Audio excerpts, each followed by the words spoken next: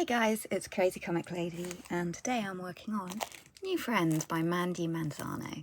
So this is my first Mandy kit, and I know a lot of people really love her kind of stained glass effect in diamond paintings. And I thought today I would share with you this new pen that I got. It's supposed to be like specifically designed for square painting, so I thought we could have a go and look at it together, and I can tell you if it's any good or not. So it's a Ben Note brand pen. And I got it off Amazon for about £12, and it didn't come packaged in anything else but this. It has the shipping label on the other side, and it was just left. It wasn't even posted through my letterbox. It was just left by my door, propped up against my door. So I'm amazed it didn't get stolen. But anyway, I thought we'll get into this together and see if this pen's actually any good for square diamond paintings or not.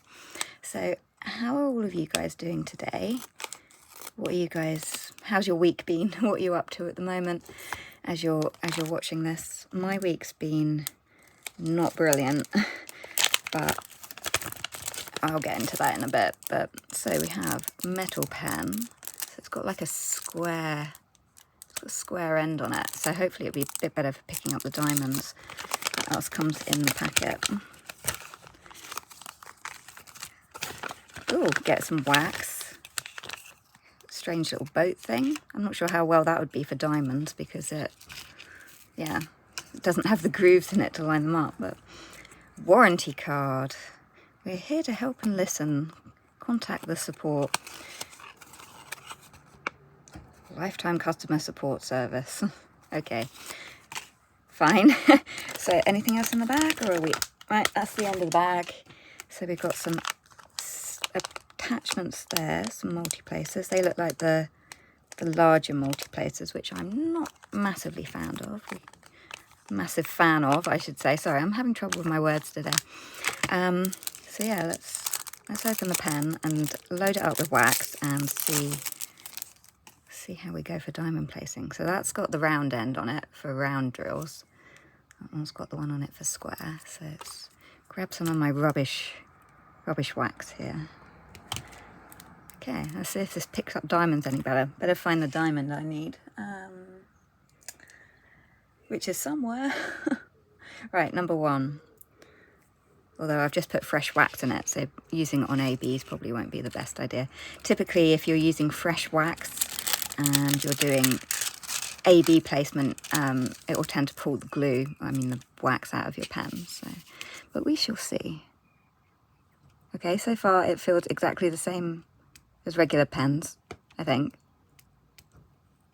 There we go. Okay, so it works. I think all of these are like screw-in as well from what I saw on the adjustments. They've got little screw things in to go on the ends. So we'll try it with single placing for a bit, and then I might put a multi-placer in the other end.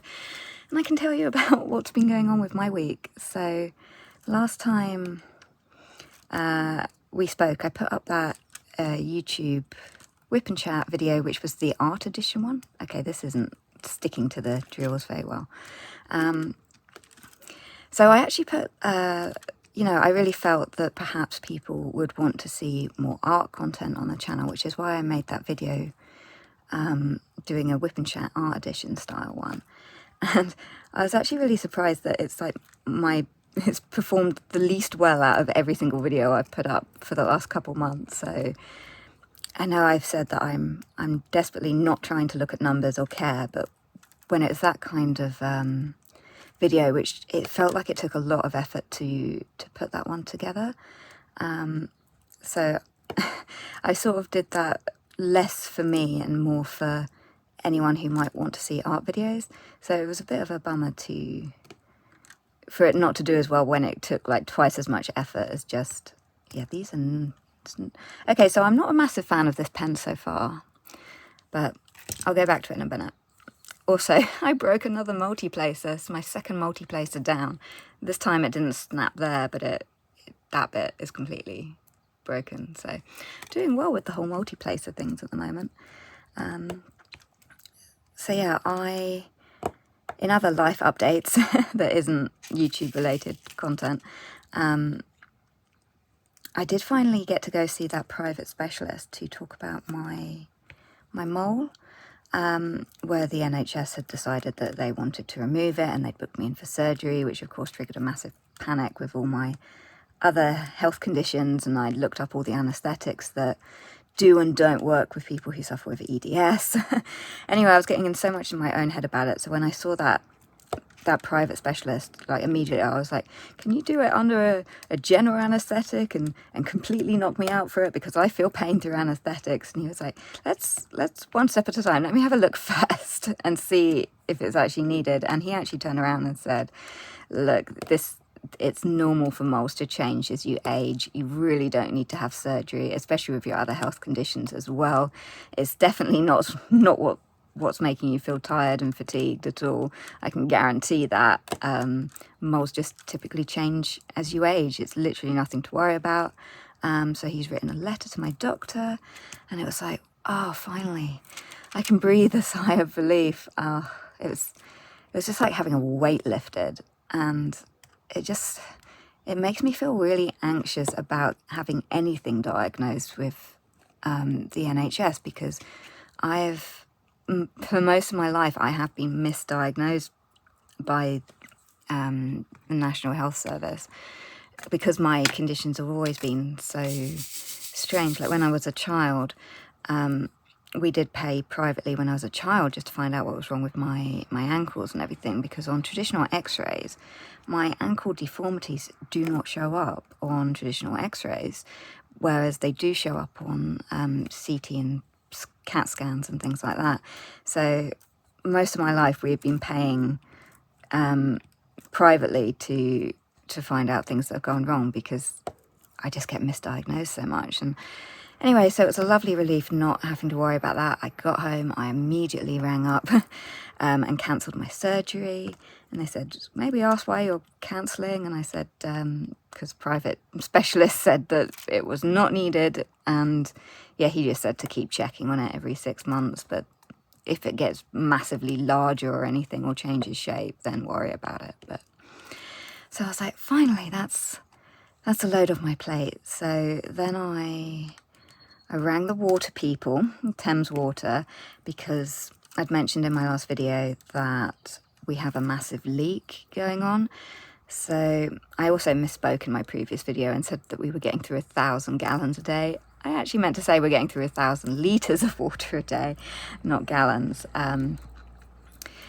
So yeah, I rang them up because at the moment our water bill used to be like £15 a month, and now it's £150 a month. So that kind of gives you an indication of just how much water is disappearing from this leak. So I rang them up and they said, oh, sorry, the person who deals with your area is currently on the phone. We'll give you a ring back shortly, soon, like as soon as he gets off the phone.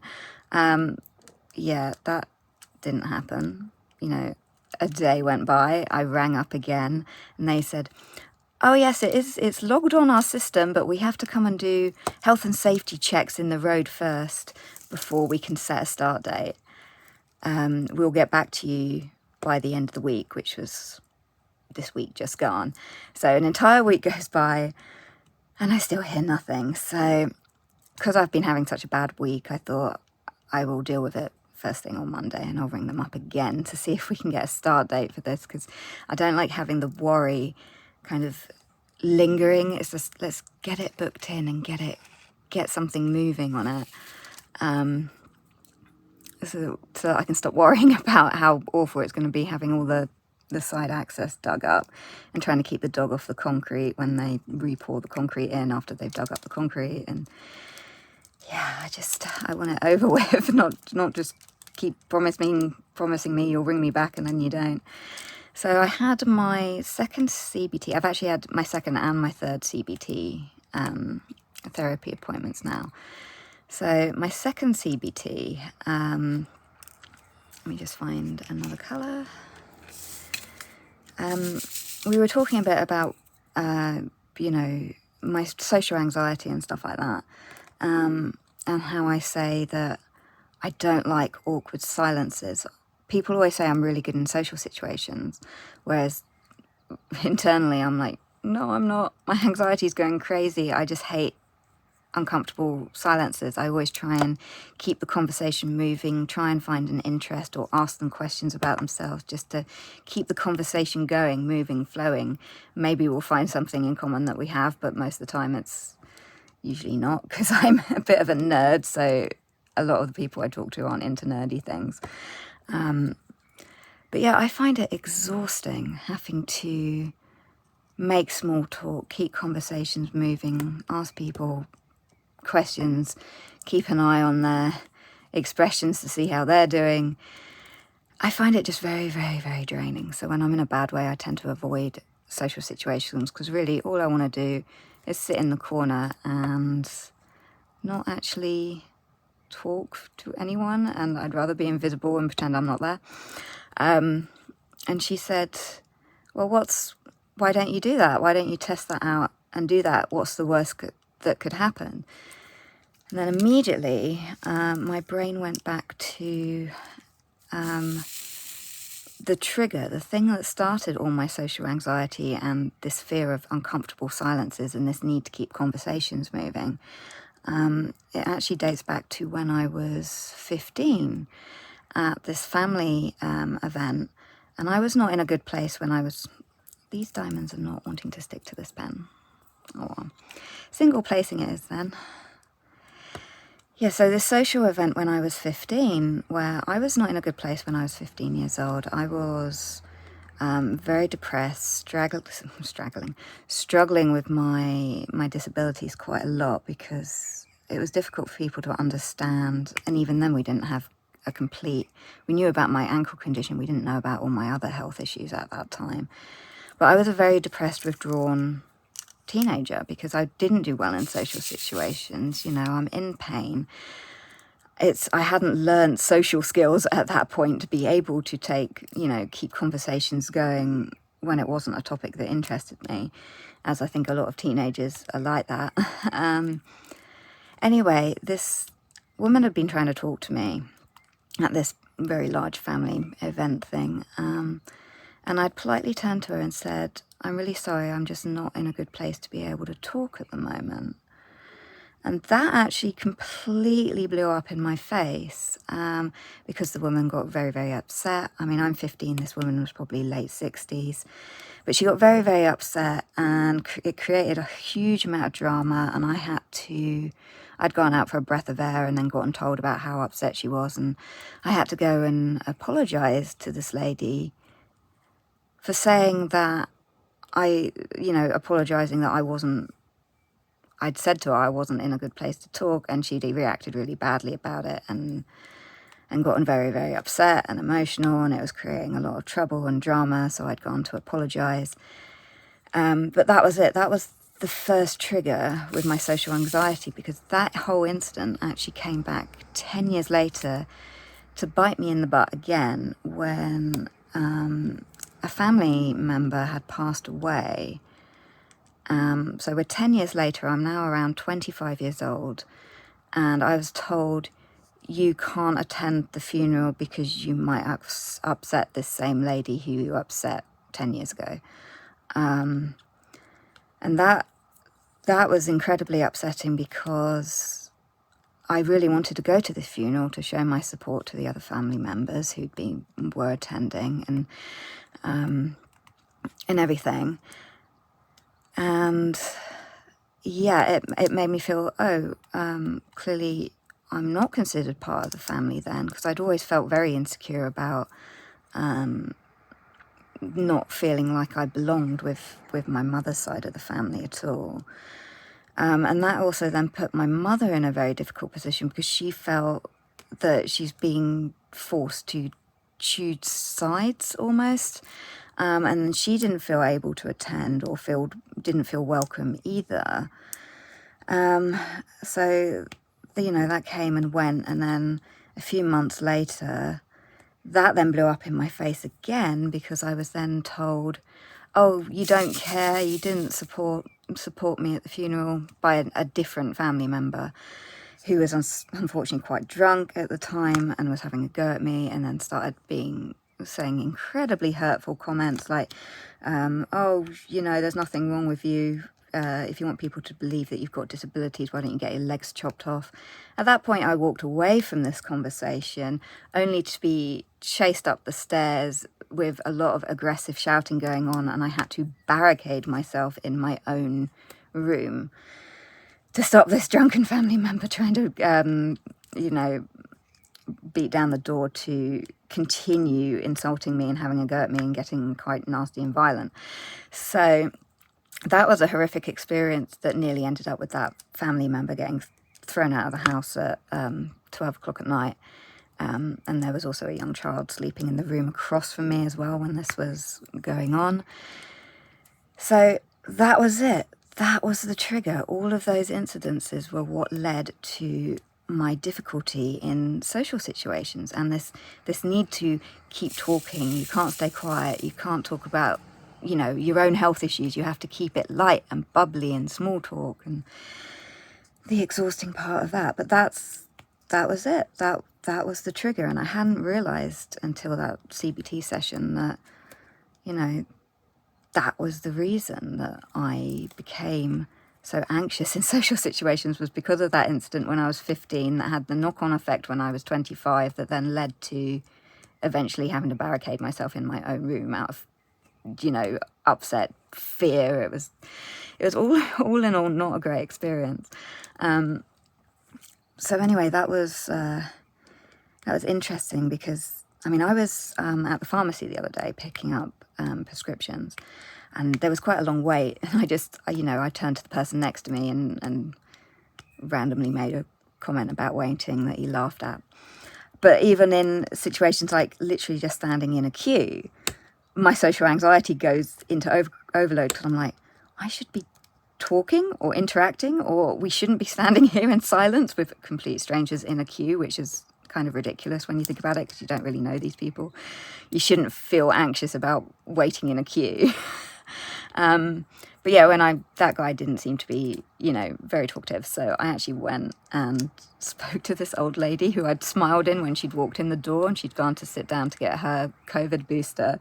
And I sort of went over, I maintained social distance, and I said, I love your hair, because she'd walked in, she was this old lady, and the whole front of her hair was dyed pink, with it grey at the back, and she was wearing this matching grey kind of jacket, matching pink jacket thing with a grey top underneath, and she was so well colour coordinated that I had to go and say that I absolutely loved her hair. And then she was so happy about that. She was like, oh, thank you so much. I did it as a one-off 7 years ago, and everyone told me that they loved my hair, so I kept doing it. I was like, it's brilliant. I hope when I go grey I can do that to my hair, because it was fabulous. It was brilliant to see her so colour coordinated. And I love that, when you're old, you can kind of do whatever you want. That's sort of what I'm looking forward to in my old age, is you can dress however you want, and because you're old, you've kind of earned the right to dress, look, dye your hair any way you want. It's sort of my feelings on it. So something to look forward to. So anyway, that was my second CBT session that brought up a lot of those old emotions, and I had to do a bunch of homework and a worry diary, and it was actually, to be honest, the worry diary actually made me more worried about worrying and doing the diary than it was having the opposite effect, because I colour coordinated my entire to-do list into, red, orange, green, wrote everything down. The fact that it's now down on a list makes me go, I don't want to do it because it's down on a list, and now it feels overwhelming, as opposed to just in my brain, and I can tackle the things that come up when I worry about them, as opposed to now, here are all my worries laid out. I need to tackle them. So I started tackling them. So at this point, we've had 2 days in a row now of me doing stuff. I know I was starting to feel exhausted, because, to normal people, going to see a specialist one day and going to your CBT the next and making a phone call to the water company and cancelling medical appointments, that's not like a massive amount of stuff. You'd think of it and go, well, you haven't done anything. That's hardly anything. So that's kind of where I'd gotten into my head, because with my health issues, it makes it a lot more hard, a lot more difficult to do things that people take for granted.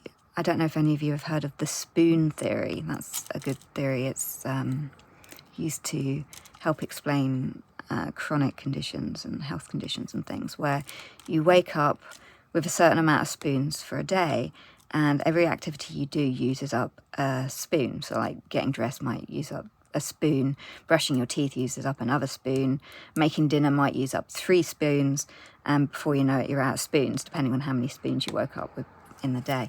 So I was kind of pushing myself a bit after having those 2 busy days in a row, and now I've written out all my homework and all my worry list, and I've colour coordinated it because she told me to, and she wanted me to keep track of all my daily activities so that we could work on pacing, which, to be honest, I find very difficult because it's very difficult to know when is my condition going to flare up.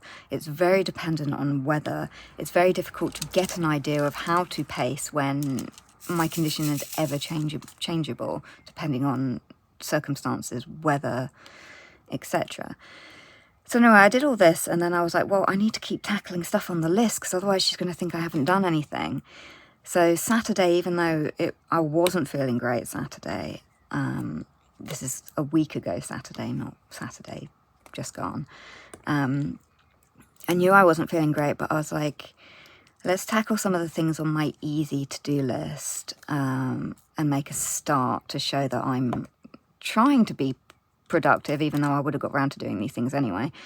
So, I mean, I did, the first thing to tackle on the list was a very stupid mistake that I'd made, which was completely my own fault, where, super smart, I sat on my glasses. Yeah, that was really dumb. I'd forgotten I'd taken them off in the bathroom to get changed, and yeah, it was dark, and then I sat down on the stool and yeah, squished them. So anyway, into Specsavers, that's an easy thing to tick off the list to do. Let's see if they can fix them, because I've got like the glasses arm is sticking in the wrong direction now. So, you know, I went in there. It's absolutely raining, pissing down with rain. Pardon my language, sorry. So I go in and, you know, I sit in front of the guy who's going to adjust them and everything. And he said, what can I do for you today? And I was like, I sat on my glasses, and now they're pointing the wrong direction.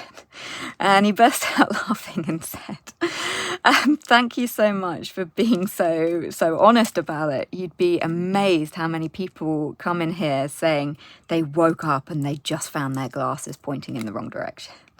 And I was like, really? He's like, yeah. Because, I mean, they didn't charge me for fixing my glasses or anything, so I don't see why people would need to lie about, you know, damaging their glasses, because they don't charge you for it.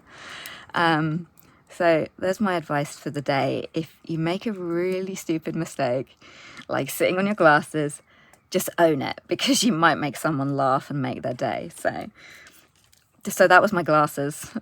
Fun times. And then I got my partner to kind of work out, what blibbing light bulbs do I need? Because we're completely out of light bulbs. Can you work out what I need so I can just order them? So I got that done. You know, really nice and simple. Tick it off the list. Then we do some, you know, we just spend the day with my stepdaughter and everything. She had great fun going through the secondhand charity shops when we were there.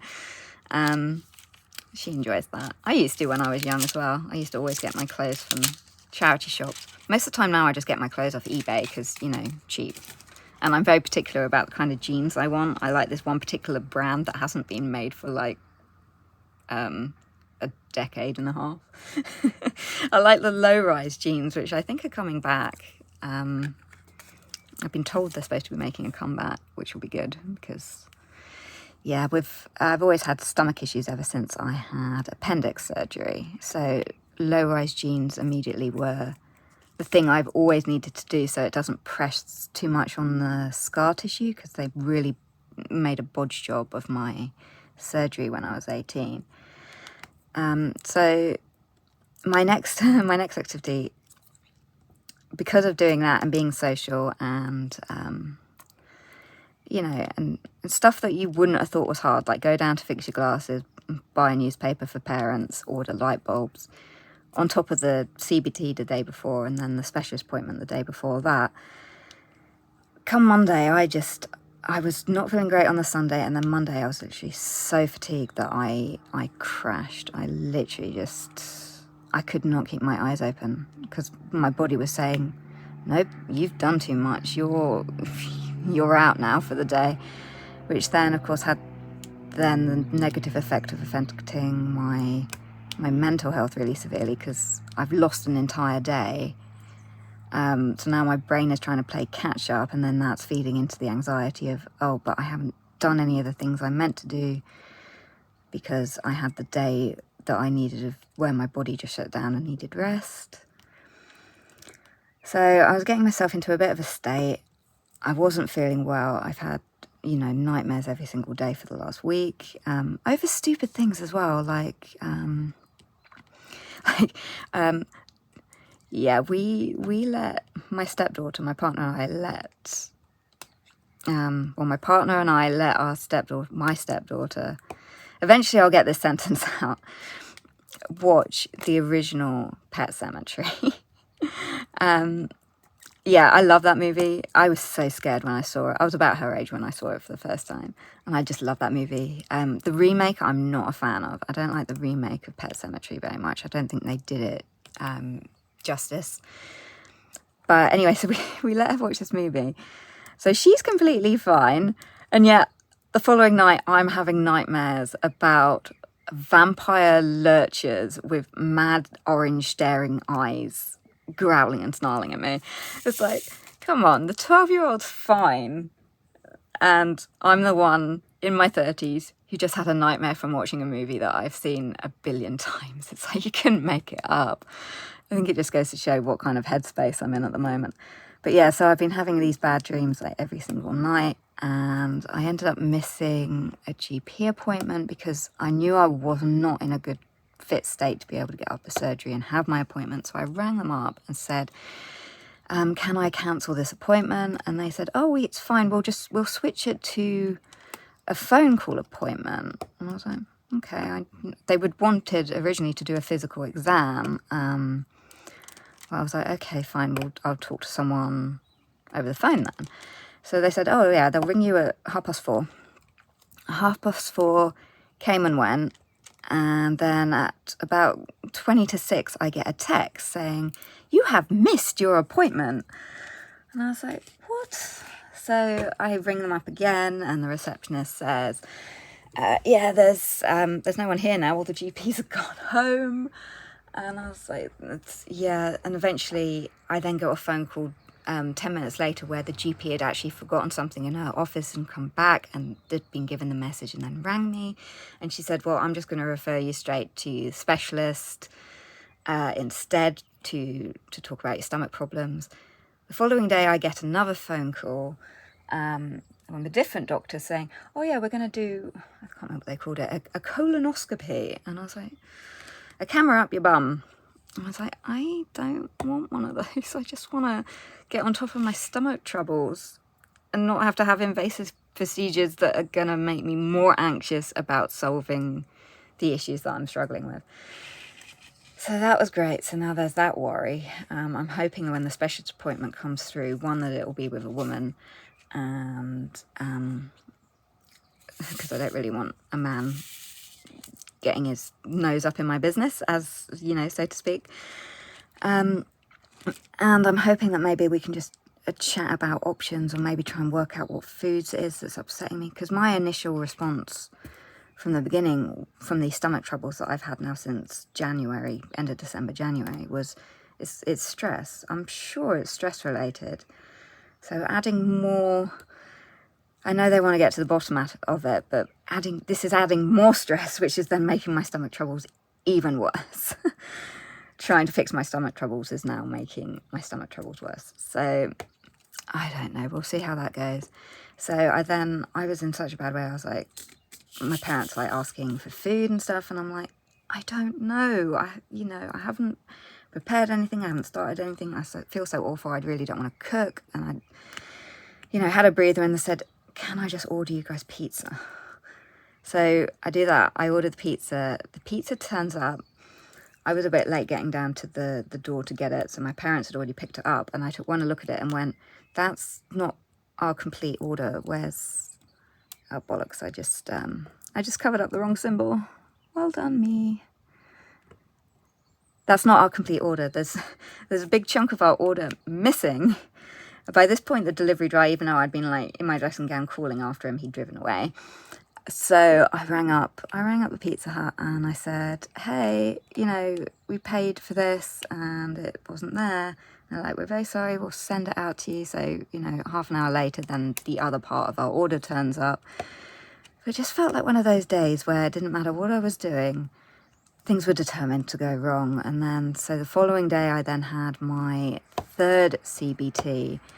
And that was an absolute disaster, as in it was so bad I'm tempted to cancel the rest of my appointments. You only get 6 sessions anyway, but this is, I'm not sure if it's to do with the therapist I'm talking with or what, but I mean, I'm just going to quickly go and grab you these little cards that I took with me that explain my health conditions, because I had to show them to her, because she's just really not understanding the physical health issues I struggle with. Everything's in this big wallet, all my CBT related stuff that I'm doing. So I took these cards with me to try and better explain, you know, the conditions I have and the fatigue and everything that comes along with the conditions. So if you guys have chronic health conditions, I really recommend this company. They're called Stickman Communications, and they do flashcards for like all these different physical and mental health issues. So this one's all about explaining about my Ehlers-Danlos syndrome and everything, because I get so exhausted having to explain the same thing to so many people all the time. And then explaining that it causes fatigue, it can affect my memory, concentration, speech, digestion, and more. Good and bad days, etc. can take days or weeks to recover from doing too much, which is what we found, you know, having done too much a week and a half ago and then completely crashing, and I lost however many days I lost. I may look fine, but often I am not. This is my normal. Yeah, so... and then information about my complex regional pain syndrome, where my nerves misfire. And then, what else have I got in my little card? Caution, high pain levels. I'm annoyed at my pain, not at you. Please don't take my irritation personally. This one I feel is kind of useful because it's very difficult to not snap at people when you're in so much pain. I mean, with my conditions, I tend to explain it as, imagine you've got the flu every single day of your life and yet still having to do everything that a normal person would. So that pretty much sums up what it looks like for other people. What it's feeling like is not what it looks like, because I get so many people when I've got my support animal collar on my dog, they'll stop and say, oh, but you look fine, you look healthy, it doesn't look like there's anything wrong with you.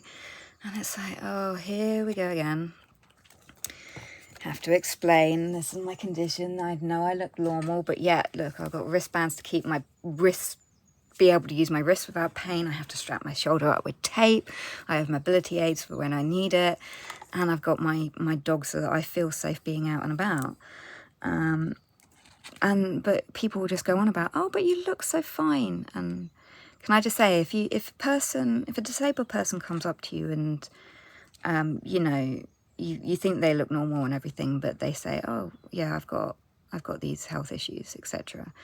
Please don't say, oh, well, you look so well, you look fine. Please don't say that. That's like one of the absolute worst things you can say to a person who's got hidden disabilities, because it's like gut-wrenching. It's like, how much worse does my pain need to be before people realize it? Because sometimes I can even see it on my face of how exhausted and fatigued and struggling I am, and yet people will still turn around and say, oh, you look really well.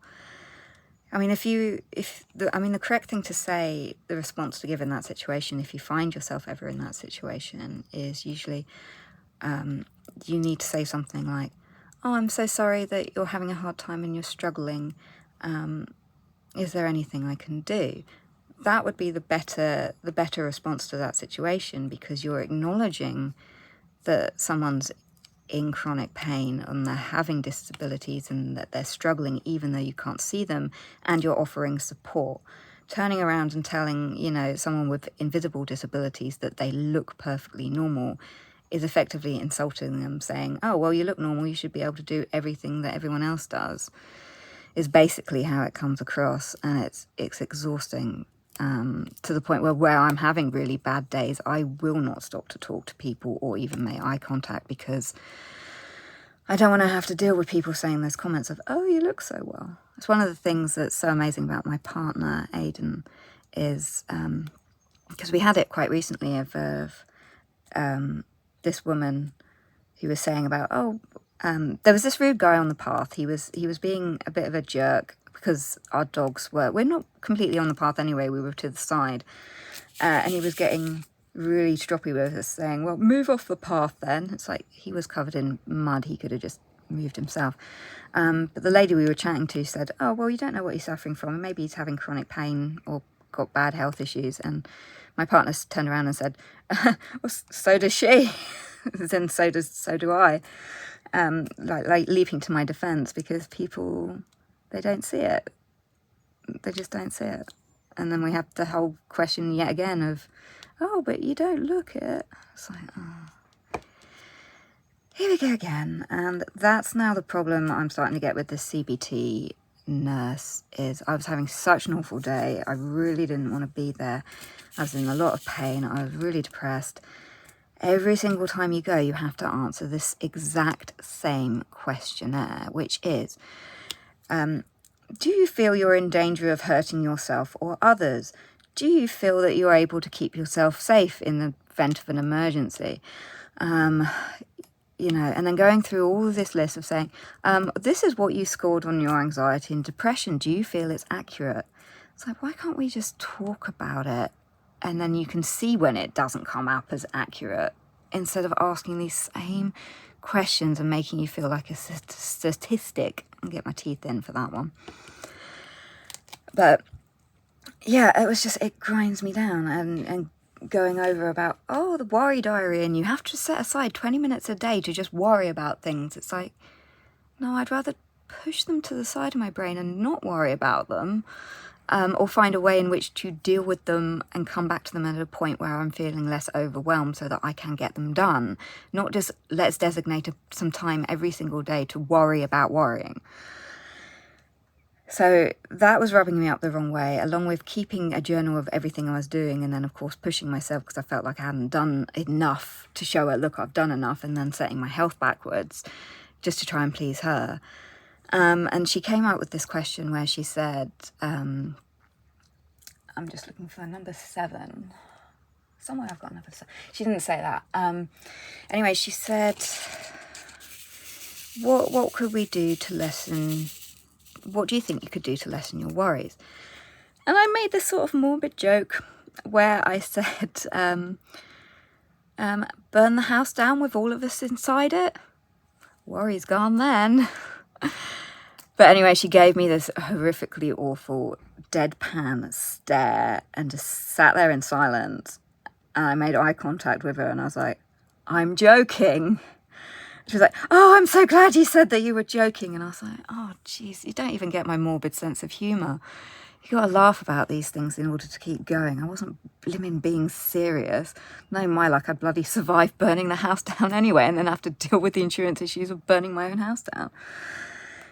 Anyway, I'm really not feeling comfortable with this therapist. It's not going well. And the fact that every single time, I think that was some of my multiplays had just had a bit of a crack there. Yeah, I'm not dealing well with her at all. I mean, we've got 3 sessions left. One of the exercises she actually told me to do when I was there, I mean, I was in such a bad way at that appointment, as in I was getting to the point of a full-blown panic attack and looking at the watch and saying, you know, we need to call this a day. I'm not doing well. I need to go outside and get some fresh air.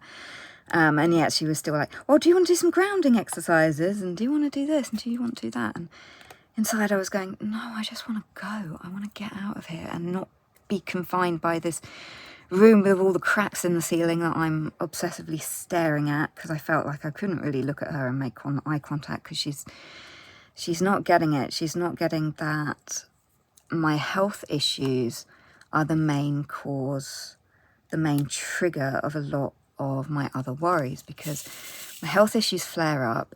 I don't know when they're going to flare up. I don't know how severely they're going to flare up. I don't know how long the effects are going to last. It's highly weather dependent as well. I'll then end up being so fatigued I'll miss days. Days will just disappear. And all of a sudden it's the following day, and I'm like, where's that day gone?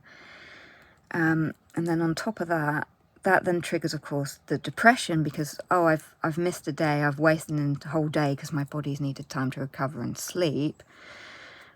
So then you've got the depression side of that, of, oh, why can't I be normal and just be able to physically function and get stuff done, which then feeds into the anxiety of, well, I've got all of this to do and now I don't feel physically and mentally able to do it. And then it builds and builds and builds, and then all that anxiety feeds back into the pain, which then takes it longer to recover from a flare-up. And you're back round in a circle again. And this therapist is not understanding that at all. She just doesn't seem to understand chronic pain at all. At least that's the impression I'm getting. So I already knew from experience with the EDS support group that I went to last year that CBT doesn't really work for people with these kind of really severe health issues. And they all recommended that I do acceptance commitment therapy. So that's the therapy I really wanted to do.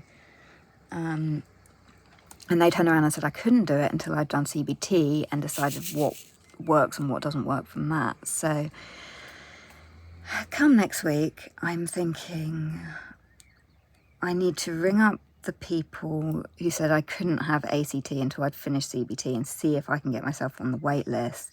If I can get myself on the wait list for acceptance commitment therapy, then I will cancel the rest of my CBTs, because I'm getting to the point now where I'm so worked up and stressed about these appointments that I really don't want to be there, and it's causing additional worry that I should be spending on other things, like sorting out the leak of all the thousands of gallons. I did it again, gallons.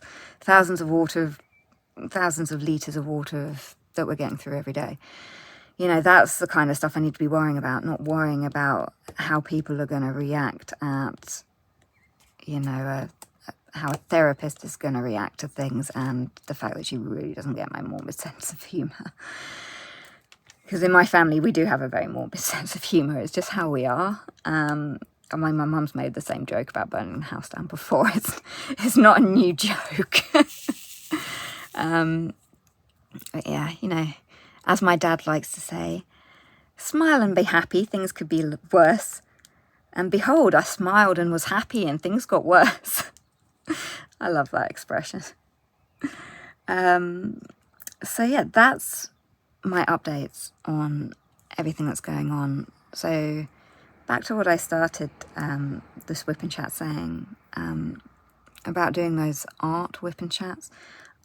That I don't think it's going to come back, because like I said, that created so much extra work and effort to put that video together, and it was my lowest performing video that I've uploaded in the last 3 or 4 months, which, I mean, if it's a diamond painting video, I really don't care, because there is no effort that's going into placing diamonds and just, you know, talking or, you know, doing unboxings. They're really quick and easy, 10 minutes, they're done kind of thing. Whereas art stuff, you have to work out what you're going to do, sketch it out, ink it, colour it, fiddle around with the editing to get it into a speed paint, which was really difficult on a smartphone, and then do a voiceover on top of that. And I did find a lot with that video, especially with the voiceover part on that video, that it was triggering my depression again, trying to do a voiceover for a speed paint. It was just reminding me of all the times that I really struggled doing voiceovers for speed paints. That was one of my least favourite things to do when I used to do my art channel and upload speed paints, was always do the voiceover. Cause it's like, well, what do I say? And how do I draw this out? And how do I not sound like a complete idiot? And whereas it's a lot easier just telling you life stories than it is about trying to think of things to say about a piece of artwork.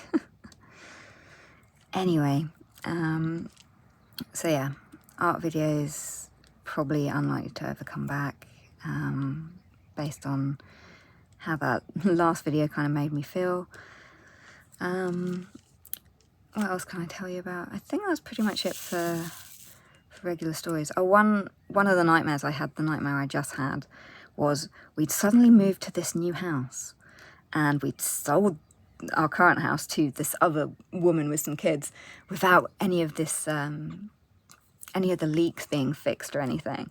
So maybe my brain is subconsciously going, run away, because you really don't want to have to deal with dealing all these house issues that are cropping up. I was like, yay, someone else's problem. And then it got really weird, like in this new house, which I didn't have to pack or anything. All of my stuff was magically moved over.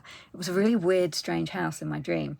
And there were used sanitary towels everywhere in my dream. And I was like, when I woke up, I was like, why? Why are you finding used sanitary towels dotted around everywhere inside pairs of underwear? And I'm like, why on earth did my brain even go to that? It's not the time of the month or anything, so why did my brain go to use sanitary towels? And then it went into Buffy the Vampire Slayer with sanitary towels, wearing sanitary towels during the filming of Buffy the Vampire Slayer, and yet she was doing a naked scene in it after she'd slept with Spike. I don't know where my brain was going with that, but there you go. I finished Buffy and Angel. And I did pull out some of my old Buffy and Angel comics as well, because I was like, I'm going to continue the story, which is exactly what happened last time I finished watching Buffy and Angel. And then I pull them out and I'm like, but reading is effort. I don't want to read. And annoyingly now, I've got the first 4 volumes that I bought when they actually came out. I've read the first one once before. I have read all of the Angel continuation ones as well, since the Angel series ended on cliffhanger. But now they're so expensive. Like, I was looking them up, and you can't just get them as a Kindle edition comic or anything.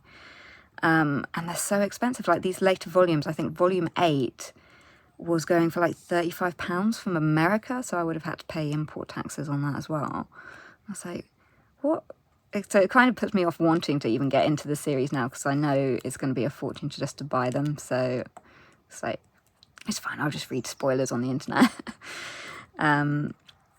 Yes, so now that I've finished with my Buffy Angel marathon, I've now moved on to X-Files. I have only ever managed to make it all the way through X-Files once. I love the first series because I've got the first 6 series on video cassette from when I was a kid, and then I've got seasons 7 and 8 on DVD, and then after that I try and pretend that it doesn't exist, because every season after that was bad. The final season, like, was it season 11 or 12 that only came out a few years ago?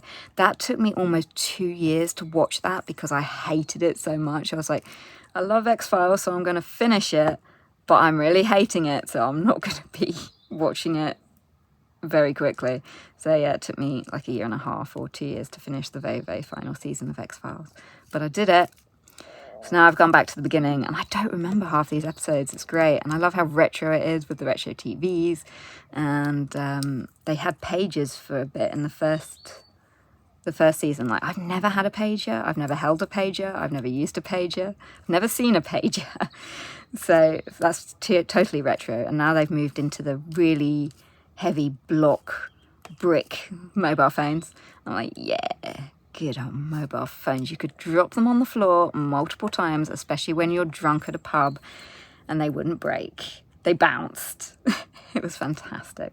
Do you guys remember the old Nokia advert where you could you'd drop your phone in a glass of water, was the advert, and it would be fine, it was waterproof, and everyone was like, oh, that's so cool. But I mean, yeah, I have never dropped my phone in water. I have been in a thunderstorm which destroyed one of my flip phones, but yeah, I've never actually dropped my phone in like a puddle or a drink or a toilet or anything. I know some people have dropped their phones in toilets, which I find is hilarious. Like, how did you manage that? No. When I was younger, I just tended to, you know, when you're at a pub, go to a toilet, pull your trousers down in a hurry, and then my flip phone would then fall out of my pocket onto the floor and go clatter. But, you know, no harm ever came to it. It lasted 15 years. Oh, speaking of phones, I mentioned that I'm having just terrible trouble getting my footage off my phone onto my computer for editing and stuff. So I've been editing on just the iMovie software. So I took my phone in. That was also something I did on that same day. I went to Specsavers, because Specsavers and the Apple Store are right next to each other. So I went in and I said, look, I'm having all these issues. Is it a phone issue? So they went through and did all these system checks on my phone and said, no fault found. It's definitely not a phone issue. It sounds more like it's a Windows compatibility issue. So they recommended trying to download, I think they said it was like see if you can get the iCloud app for the Windows 11 computer and then try and do it through that, as opposed to like the photo way that I've been trying to import it that way. So maybe I will look into that at some point. But so yeah, back to X-Files, because I know in the later seasons, I can remember where they have my old Motorola flip phone, because my Motorola flip phone was the cool in phone to have back in early 2000s was when that phone came out. I loved that phone. You know, I was cool, and even though it became obsolete, I still felt cool because flip phone was great. Reminded me of Star Trek. It's hilarious, like as a kid, I grew up loving Star Trek Voyager, absolutely my favourite show on the planet, from ages 12 to present day. Yeah, and I used to love the idea of their little tablets, effectively their iPads and everything. And yet, when they actually first released iPads, I was like, this is too advanced. No, let's not have iPads. Let's have old-fashioned things. And yet, if 12-year-old me had seen me acting like that, she'd have been like, but iPads, Star Trek Voyager, yay, brilliant. And yet my old person brain is like, oh, new technology, I hate it. Especially the way AI is becoming such a huge thing now. It's sort of like, I want the future to just stop progressing. Can we just like travel backwards to the 90s and just stay there? And we can just do all these years over again from scratch, because I'll know what to expect and what's coming. But I like the 90s. It had good TV shows, great TVs. I love CRT TVs. I have 3 of them. I always get sad when we have to go to the skip and I see old cathode ray tube TVs sitting there. And I'm like, oh, but, oh, they're such good tellies. Yeah, so, yeah. Anyway, what was I talking about? X-Files. Yeah, so my plan is I'm going to rewatch it and then stop at season 8, because I liked the ending of season 8. Massive spoiler warnings. Mute me for 2 seconds if you don't want to hear what happens at the end of season 8. Hopefully at this time that everyone will know already, or if you haven't watched the X-Files, you probably aren't going to, or you've lost interest at some point. I don't think it's kind of a show that many people marathon through for a second watch. So anyway, at the end of season 8, it ends with Scully having a baby and getting together with Fox Mulder, and I'm like, that's a nice happy ending. Finally, after 8 years of teasing us, they look like they're together and are going to be a happy family. And then it turned into season 9 that didn't have Fox Mulder in it, and Scully was barely in it at all. So yeah, which is ironically, season 9 was the very first season I started watching. So I kind of liked, season 9 was okay, but when I started getting the videotapes, because at the time it was, you could get buy one, get one free on the X-Files video box sets. So you could get 2 seasons for 30 quid. And I was like, that's a brilliant deal. Yes, please. So hence why I have the first 6 seasons on videotape. I think the first season I might have actually got from the second-hand shop, where it was like £15 for the season or something. Yeah, so the season 1 I have rewatched quite a lot, because that was my favourite season.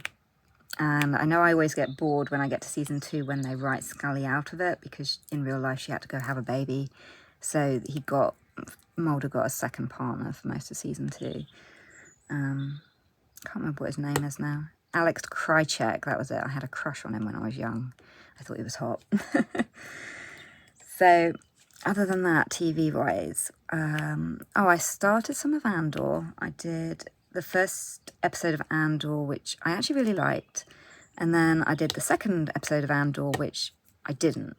I kind of lost interest in the second episode. So that's as far as I've gotten with Andor.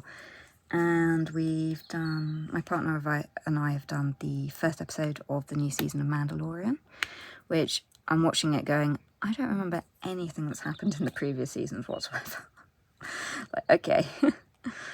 But there you go. I still love Boba Fett. Boba Fett, I think, would be worth rewatching another time. Yeah, maybe when I'm done with the X-Files, I'll go back to Boba Fett. Anyway, any other news updates? I think we're probably... Oh, actually, I have one puppy story to tell you. If you're still watching at this point, well done. One final puppy story just before I end the whip and chat. But, so, because I was feeling quite down the other day, I thought, let's cheer ourselves up. Let's get out the booze. It'll be a bit of fun. So I had my vodka and lemonade, and the puppy thinks, vodka and lemonade. I'll stick my tongue in that and drink it. And the face he made was absolutely hilarious. And then 3 seconds later, he was back in it again and made the exact same face. And I was like, oh, it's hilarious. Like, you try and do that to my dog, and she'd be like, no. But he just, yeah, he's stupid. But then we did know about the alcohol thing already, because at Christmas, we had this Christmas family gathering at my partner's. It was a really big family. Whoops, I just popped a drill off. I don't know if you saw that ping off in any direction on the film. Anyway, so we had this Christmas bash at my partner's house at Christmas. And of course, you know, we took the puppy because you can't leave the puppy on his own. I left my dog at home though, because I didn't want to have dramas with the cockapoo that Cassie and the cockapoo didn't like each other very much. But so anyway, we went to this gathering. As soon as we get there, Obi immediately poos on the carpet. And then later, because he's so tall and he's got such a long neck, he was into somebody's champagne. I didn't notice that straight away, but he likes champagne more than he likes vodka, let's say that. And then towards the end of the night, when the karaoke had started and people's glasses got put on the floor, he was then in some people's wine glasses as well. It's like, yeah, let's not give the dog alcohol poisoning. I'm sure that would not go down well with the vets, but he's the stupidest little dog. He's not even little, he's the stupidest massive dog who likes to drink people's booze. So anyway, it was quite funny towards the end of the night. Because I mentioned before that the Chihuahua that lives there, who we babysat along with the cockapoo, the Chihuahua really doesn't like Obi too much because he's too boisterous and too big. So for most of the evening, I had this little Chihuahua. It got past me. I think it was my stepdaughter just passed it to me and be like, here you go, while I was sitting down. So I ended up with this little Chihuahua sitting on my lap for most of the night. And every time anyone got up to sing the karaoke, it would start shaking uncontrollably on my lap. I was like, oh, this poor thing is terrified. Whereas Obi didn't care at all. And if my dog had been there, she'd have just started barking like crazy to join in because she doesn't like it when people sing. So anyway, getting to the end of the night, and we decided we're going to go. So I stand up and I pass the Chihuahua back to its owner, grab all our stuff, getting ready to pack up for the night. And the Chihuahua decides to pee all down its owner. That's funny. The Chihuahua's called Peanut.